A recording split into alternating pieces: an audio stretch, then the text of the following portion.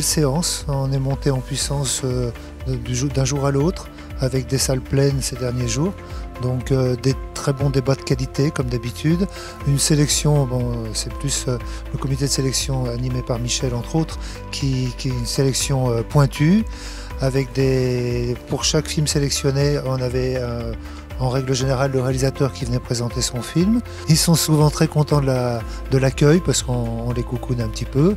Donc souvent ils aiment bien revenir quand ils ont la possibilité. La question des coups de cœur est une question fort difficile parce que nous avons depuis le mi-juin visionné plus de 60 films et que sur ces 60-là nous avons eu beaucoup de difficultés à en soutirer 7 pour les mettre en compétition.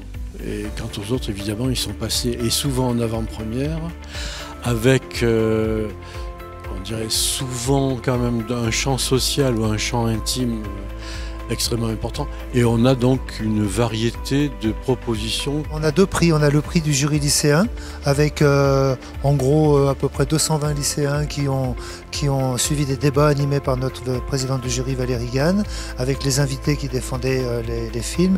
Et le film primé, c'est Les Pires, qui sort dans une quinzaine de jours, je crois. Et le prix du jury, donc 6 jurys cinéphiles, 6 cinéphiles de la région, animés par Valérie Gann, qui ont débattu hier pendant 3h30 à peu près.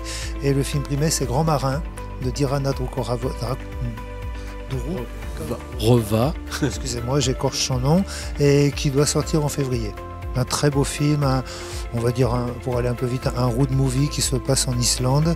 Et Dinara nous fait la joie d'être présente ce soir à la remise des prix. On est content parce qu'on a retrouvé une partie du public qu'on avait perdu, bien évidemment à cause de l'annulation il y a 2 ans.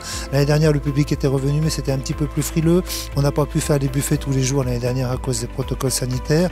Donc vous savez qu'on finit toutes les séances par des buffets très conviviaux. Donc ici, dans cette magnifique chapelle qui nous est prêtée par la municipalité, qu'on remercie d'ailleurs. Et bon, on est sur une bonne dynamique pour envisager les 28e l'année prochaine, toujours logiquement dans la semaine du 11 novembre.